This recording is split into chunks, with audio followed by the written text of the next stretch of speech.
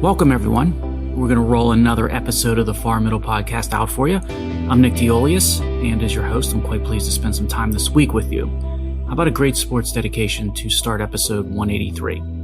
This guy, our dedication subject, is well known for what he did in pro football, probably did more than any other person for the history of the game. A true founding father. But he's not as appreciated for what he did beyond the gridiron, and he should be. The man lived an amazing, long, productive life, and I wanted to share his story with you. He was born back in 1895, made it through the early 1980s before he passed away, and the changes that he saw over his lifetime in America as well as football, they had to have been mind-boggling. His formal name was George Stanley Halas Sr., and his nickname, he had two of them actually, Papa Bear and Mr. Everything. Yeah, Papa Bear Halas was an American Mr. Everything. A professional football player, professional coach, and a pro football executive. Now, that's what he's best known for. He was the founder and owner of the Chicago Bears and served as his own head coach over 4 different periods, those periods of time ranging from the 1920s to the 1960s, which is amazing. Halas was one of the co-founders of the predecessor entity that became the NFL. He did that back in 1920. And in 1963, he became one of the first 17 inductees into the Pro Football Hall of Fame. He was the oldest person in NFL history to serve as a head coach up until his time. He was almost 73 years old when he coached the final game of his career in late 1967. But football wasn't his only notable life accomplishment. He was also a player for the New York Yankees in baseball. There are actually photos of him that you can see where he's wearing the pinstripes. He played in only 12 games as an outfielder back in 1919 for the Yankees, and he would famously claim from time to time that he was succeeded in right field by Babe Ruth, but in reality it was Sammy Vick who was succeeded by Ruth. It's a little bit of a white lie there by George Halas. Now, he earned a degree in civil engineering from Illinois. He served in the Navy during World War I, where he played for a team at the Great Lakes Naval Training Station and was named the MVP of the 1919 Rose Bowl. Halas scored a receiving touchdown and returned an interception, 77 yards in a 17-0 win in that game. That's right, 1919, the Rose Bowl saw the Great Lakes Naval Training Station team win, and Papa Bear Halas was the Rose Bowl MVP. How about that? And Halas was indeed a true football pioneer. The Bears were the first team to hold daily practices. He introduced that. They were the first to analyze film of opponents. They were first to place a tarp on the field when weather conditions worsened, and the first to broadcast games by radio. And Halas was an originator of league revenue sharing when he offered to share Chicago's substantial television income with teams in smaller cities because he firmly believed that what was good for the league would ultimately benefit his own team. And his military training never left him. He was a firm disciplinarian, maintained complete control of his team, and didn't tolerate disobedience and insubordination by players. 63 years as an owner, 40 as a coach, 324 wins, 8 NFL titles. His 324 victories as a head coach, that stood until 1993 when Don Shula broke the record. Halas was professional football, and he represented the potential of America, a fitting dedication for the Far Middle. I'd like to focus this episode of the Far Middle to discuss an intriguing topic that's fundamental to many issues we explored together the past number of years on this podcast. And I want to acknowledge what I thought was a brilliant thought piece by Matt Wolfson that was titled 2 Forms of American Liberalism. Came across his essay in late September. I gave it a read, was wowed by it, and just knew it had to be the focal point of an upcoming Far Middle installment. And here we are. The topic goes back to a key philosophical differentiation that we've been highlighting on this podcast when on a range of related topics. Today in America, we tend to speak in binary form of conservative or liberal. And it's wrong to think that way because it's both too simple and it's also inaccurate. Let's start with the latter, why those binary labels are inaccurate. When people view the progressive movement today, for example, most equate it to liberalism. Wrong. Because today's progressive movement is leftist, not liberal. And as we've discussed many times, there's a huge difference between being liberal and being a leftist. There's a massive difference. And thinking rigidly of conservative versus liberal is not only inaccurate, but it's far too simple, to the point of being misinformed. Many thought leaders that get lumped into the conservative movement today, they're not conservative at all, but instead they might be libertarian or a classic liberal. Now, libertarian views the individual as supreme and desires a level of government that is at the absolute minimum. And of course, that precipitates endless debate that goes on forever as to what the definition of minimum government can reasonably be interpreted as. And a classic liberal might have many shared characteristics with a libertarian, but a classic liberal is a slightly different species of political and policy philosophy. A classic liberal is a staunch defender of individual rights, looking to avoid any government or societal interference with the individual citizen's ability to choose for themselves.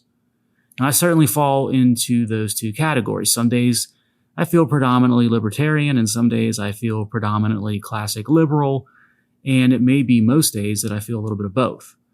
Contrast that with a conservative and then a leftist. First, a conservative. Conservatives do have some level of commonality with libertarians and classic liberals in that they view the Constitution and the Bill of Rights and the rule of law as sacrosanct. But conservatives often go a step further, in my opinion at least, and in a negative direction. Conservatives often wish to dictate an official national religion or a mandate that adheres to certain societal norms to be required. And in some instances, conservatives desire to stifle choice of the individual and say ban certain books. It's just different types of choices in books that they are looking to prohibit versus what a leftist would look to target. And speaking of the leftist, it is by far the worst, the most dangerous, and the most oppressive of any of the political philosophies that we just covered. Libertarian and classic liberal theory are great, but they're far from perfect. And conservative philosophy has its inherent contradictions, as we just discussed. But with the leftist or the progressive, what many today conveniently and erroneously mislabel as liberals, they get nearly everything wrong. The leftist wishes to strip all individual freedom from the citizen and replace it with decision-making by the state and by the expert, in exchange for a promise of safety and security of the collective, a false promise, by the way, that's never delivered upon. And I've always been curious as to how the appropriation of the mantle of liberal came to be wrongly commandeered by the leftist. And that's where the Matt Wolfson essay, The Two Forms of American Liberalism, provided a much-needed illumination. He lamented at the start of his essay that many people note liberalism is under assault in America, but no one seems to be able to define what liberalism is specifically. And his favorite definition of liberalism was one provided by John McGinnis. Liberalism has historically been marked by independent courts, free trade, protection of property rights, and a limited state, even if it incorporates social welfare programs. That's the McGinnis definition. Now, that summation by McGinnis seems pretty accurate to me. And there are a few historically prominent and popular political leaders of the West who embodied that very definition with what most today perhaps wrongly define as conservative. And two names in particular that come to mind are Ronald Reagan and Margaret Thatcher. So under that definition by McGinnis, you could also make a reasonable argument that George Bush and even Lyndon Johnson embraced the spirit of the definition of liberalism in their policies. And I'm not entirely there personally. I view George W. Bush as a prototypical conservative, and Lyndon Johnson is one whose policies cumulatively started to border on being leftist. And by the way, I find both of those presidents fascinating and to a large degree quite likable personalities. But today, liberalism, it should be viewed as falling into two very different categories that would explain the difference between the Reagans and the Thatchers on one hand versus the Bushes and the Johnsons on the other hand. One category was defined by Wolfson as classic liberalism, and the second as managerial liberalism. Classic liberalism takes the approach of representative government that's strengthened by associations close to people. Think of free markets with limited and surgical government intervention, along with non-interventionism abroad when it comes to foreign policy. The founding fathers of this movement where thought leaders such as David Hume and Adam Smith, they saw the merit in growing a middle class and a powerful elected government. And they saw trade as the way forward, not war. And they saw the danger of excessive government intervention into markets, large government debt loads, and the downsides of imperialism. Now, managerial liberalism, very different. It looks to centralized government and large institutions that use the expert class of administrators, academia, and judges to design and to set policy. And it also views foreign wars as ways to protect interests abroad. The founding fathers of this movement, it came from continental Europe, places like France, and they believed that a strong government presence, it was necessary to do what? To drive society toward better conditions. Heavy government investment in the economy, the use of state debt, those were good things. And wars to build empire, they could be value creating under the right circumstances. Now, defining liberalism into those two philosophies, it starts to explain a lot of America and American history since World War II, and it helps explain much of what is going on today in America's divisive political environment. Things start to become much clearer. America in its infancy wrestled with these two competing views. Think of the founding fathers of the United States. You got James Madison as one of the stalwarts and flag bearers of classic liberalism, while Alexander Hamilton, he was the standard bearer for managerial liberalism. And they both desired the same features of American government, but for very different reasons and with very different intentions. Madison, for example, saw giving more power to a federal government as was a way to check the extremes of individual state governments, but not to create a strong and overbearing federal government. He wanted to broaden the political base to allow markets to prevail and to prevent one type of interest from dominating at some point in time. Hamilton, he had a very different view. He didn't have confidence in markets and thought that they could corrupt the individual. So his solution was a governance system that placed authority in a virtuous elite that would work through a federal government. Hamilton saw national debt as a good and necessary thing, and that representative government should function to support an administrative state. Now, these two greats, they worked together to draft and promote the Constitution, but then they also clashed for years over what the Constitution meant. And early on, the Madison view generally prevailed over the Hamilton view for America's first 150 years. And that's the inevitable overlap and rift between classic and managerial liberalism. It starts to make sense in hindsight.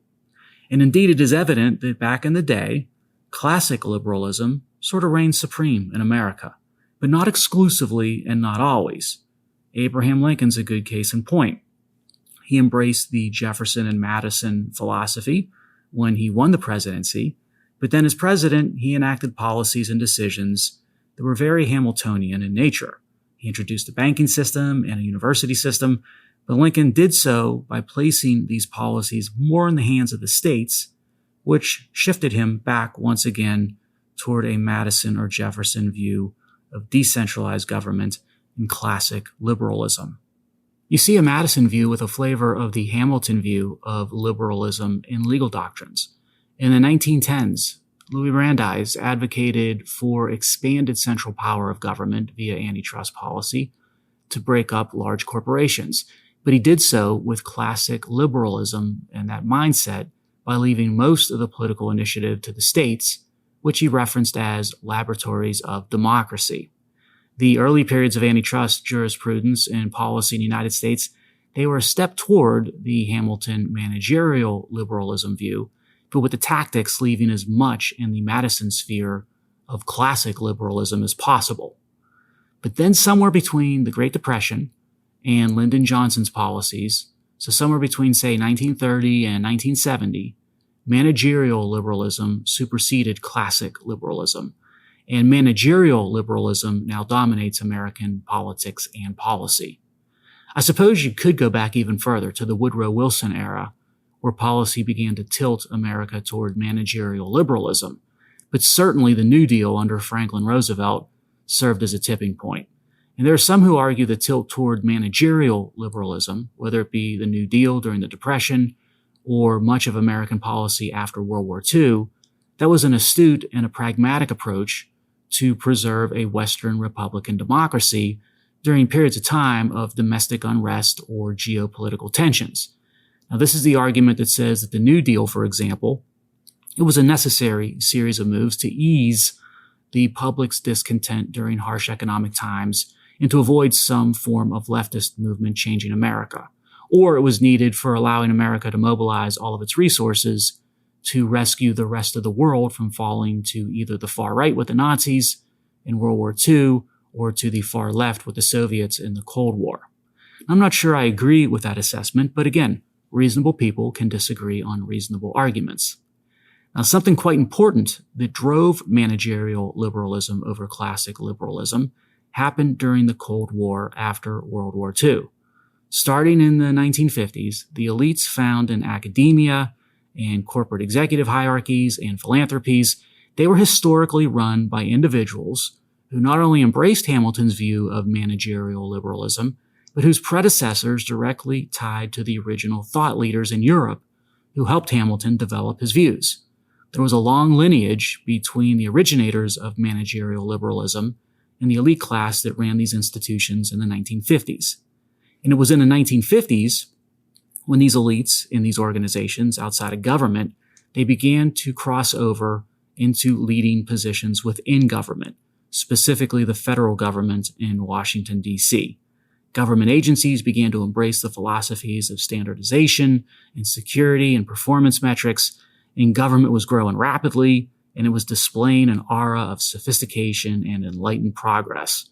When there was inevitable conflict between elite government and representative government, it became increasingly common to see representative government demoted so that the policy aims of elite government could be furthered, which then led to even bigger government and wider managerial liberalism, perhaps best epitomized by LBJ and his policies, but also by Presidents Kennedy and Nixon. The proponents of managerial liberalism argued these policies and trends, they were necessary. Why? To protect the ability of the disadvantaged individual to achieve. But as time went on, it became apparent to most that it morphed into more of a power grab for the administrative state of the federal government to assume control of just about everything and everyone inside the United States. Heck, even proffered policy justified to reform government results in a larger and more powerful bureaucracy these days. Now, the obvious and big exception to this movement towards managerial liberalism over the past century or so of American history was, of course, Ronald Reagan. His policies went after everything from expansive domestic welfare to higher taxes to onerous regulation and so on. But when it suited him, Reagan did use certain aspects of managerial liberalism. Two cases in point were tariffs and his buildup of a government-sanctioned military-industrial complex to take on the Soviets. But after Reagan, the managerial liberalism movement struck back with a vengeance. And before you knew it, certain industries and certain corporations were too big to fail, meaning that when they experienced economic headwinds or they faced existential threats, the government promised their ongoing viability in exchange, of course, for bureaucratic control of the company or the industry. Foreign interventions, they expanded into places many Americans never heard of before, with our presence in the Balkans and the Middle East. And then deficit spending and government debt exploded as fast as the size of government expanded. And interestingly, managerial liberalism, whether embraced by the conservative or by the leftist, it began to embrace moral arguments for its justification. Big government and elite advocates on the right developed the concept of compassionate conservatism, while those on the left adopted the diversity through equity philosophy. Yeah, I find it beyond a coincidence that as managerial liberalism has grown in influence and dominance, America's condition has steadily eroded. And it certainly was a necessary ingredient and catalyst for spurring the initial popularity and presidency of Donald Trump. Ironically, even though he is far from a devout libertarian or a classic liberal. So it's not as if liberalism is in crisis today. It's that managerial liberalism dominates and has eclipsed classic liberalism in America. Free speech is now replaced with censorship. with the enlightened bureaucrat getting to decide what is disinformation. Property rights are no longer respected consistently. Instead, the bureaucrat decides which property is favored. And the concept of citizenship has been diluted and eroded with open borders. All of this under the careful guidance and wisdom of the elite employing managerial liberalism within a massive government complex. So classic liberalism, it's not dead. It's on the ropes, but it's not dead. The Supreme Court's recent decision that we discussed a few weeks back with Loper Bright and the Supreme Court reversing its own prior Chevron precedent, that is a great example of classic liberalism showing signs of life. Yet classic liberalism does indeed need to find stronger footing to lead the way forward for America. And we've all got a vested interest in that occurring as soon as possible. So the next time that you call someone a liberal, or you are accused of being a liberal, demand from yourself or from the other party further clarification. Classic liberal or managerial liberal? If you're calling me a classic liberal, thank you very much. If you're calling me a managerial liberal, you got a problem? Let's wrap up this episode. This is one where we dedicated the time to bring a logical order to different flavors and versions of liberalism. We even started the episode with a sports dedication to a pioneer in professional football who introduced different innovations to bring an improved order to the game. So it's quite fitting that we close this episode with an innovator who brought order to things in another field, this one being chemistry. I am a chemical engineer by training, so this closing connection is an excellent end to an excellent episode, in my opinion. Now, his name was Dmitry Mendeleev, and he was from Western Siberia, and he had between 13 and 16 siblings in his family. His most important invention and innovation was the creation of the modern periodic table in chemistry. He brought logical order to a science that drives just about everything in modern life. In 1869, Mendeleev started to fiddle with a method to arrange elements. Before his periodic table, elements were typically grouped one of two ways, either by their atomic weight or by common properties that they shared. For example, with that second way, metals or gases would be grouped together. Mendeleev devised the method to organize elements in his periodic table that combined atomic weight and common properties. He brought them both together into one chart. So the periodic table organization we see today, you look at it and it seems obvious and it seems self-evident. But it wasn't before Mendeleev. Legend has it that he was inspired by the card game Solitaire, where the cards are arranged by suits horizontally and by number vertically. The periodic table arranges elements in horizontal rows known as periods and by vertical columns known as groups. And that's the genius of the periodic table. It shows one set of relationships vertically, another set of relationships horizontally. The vertical columns group elements together with similar properties. So you'll find gases of neon, argon, helium. They're together in one vertical column, while you'll find metals such as silver, copper, gold in another vertical column together in the periodic table. The horizontal rows, they rank elements in ascending order by the number of protons in each nucleus or by atomic number. Hydrogen has just one proton, so it gets the atomic number 1, and it appears first on the periodic chart. Elements toward the end of the periodic chart, they've got much higher atomic numbers and many more protons in each nucleus. Yeah, the periodic table placed chemistry into a format that allowed subsequent innovations and discoveries to take root and occur much more efficiently. Robert Krebs wrote in his book on the history of chemistry that, without a doubt, the periodic table of the chemical elements is the most elegant organizational chart ever devised. Yeah, I think he is indeed correct. There are roughly 120 known elements today. And I say roughly because there's scientific debate about some that may fall in the category of synthesized elements. 92 elements are naturally occurring, while the balance of the roughly 120 have been created in labs. When Mendeleev unveiled his periodic table, there were only 63 known elements. But he realized that the periodic table at that point in time didn't paint a complete picture and that there were likely many more pieces that were missing. In his organization under the periodic table, it sort of hinted where the new elements would slide in once they were discovered. So although we don't know how many elements will ultimately end up on the periodic table, we do know that the format and design of the periodic table will be able to accommodate them. Perhaps the best illustration of how genius Mendeleev was with his periodic table.